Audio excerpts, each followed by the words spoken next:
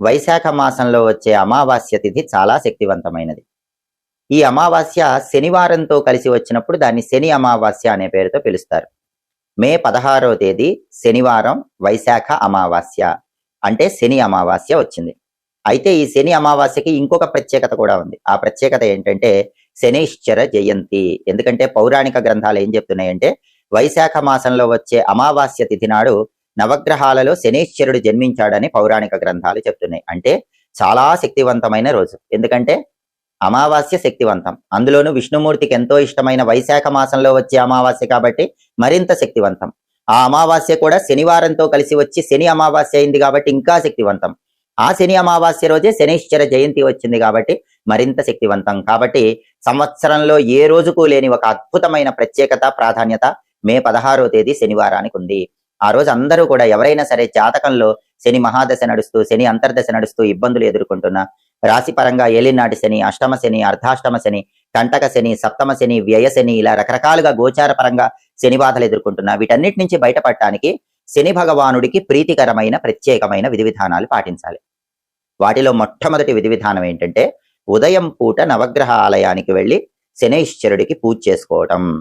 ఉదయం పూట నవగ్రహ ఆలయానికి వెళ్ళినప్పుడు శని విగ్రహానికి పూజ ఎలా చేయాలంటే శనైశ్చరుడికి నువ్వుల నూనెతో గాని, కొబ్బరి నీళ్లతో గాని, ఆవ నూనెతో గాని అభిషేకం చేసుకోవాలి.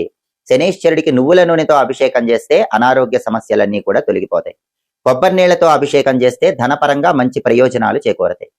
ఆవ నూనెతో అభిషేకం చేయటం ద్వారా దీర్ఘకాలికంగా ఉన్నటువంటి సమస్యలు, శత్రుబాధలు, దృష్టి దోషాలు వీటన్నిటి నుంచి బయటపడచ్చు. కాబట్టి శనైశ్చర జయంతి రోజు శని విగ్రహానికి ఈ 3 ద్రవ్యాలలో ఏదో ఒక ద్రవ్యంతో అభిషేకం చేసుకోండి. శని భగవానుడికి నీలం రంగు పుష్పాలంటే చాలా ఇష్టం.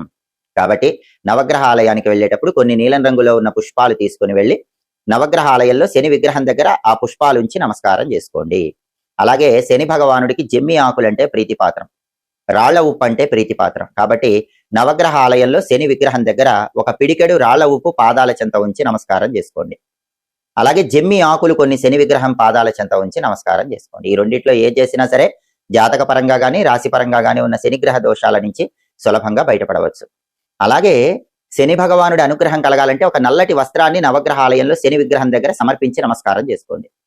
ఇవేవి చేయలేని వాళ్ళు, అంటే శని భగవానుడికి తైలాభిషేకం చేసుకోవటం వీలు కాని వాళ్ళు, కొబ్బరి నీళ్లతో అభిషేకం చేయటం వీలు కాని వాళ్ళు, ఆవ నూనెతో అభిషేకం చేయటం వీలు కాని వాళ్ళు, నీలం రంగు పుష్పాలతో పూజ చేయటము, జమ్మి ఆకులు ఉంచటం, రాళ్ల ఉప్పు ఉంచటం, ఇవన్నీ ఏది చేయటం వీలు కాని వాళ్ళు నవగ్రహాల దగ్గర ప్రదక్షిణలు చేసినా కూడా సంపూర్ణంగా శని దోషాలు తొలగిపోతాయి. శని భగవానుడి అనుగ్రహం కలగాలంటే 25 ప్రదక్షిణలు శనైశ్చర జయంతి రోజు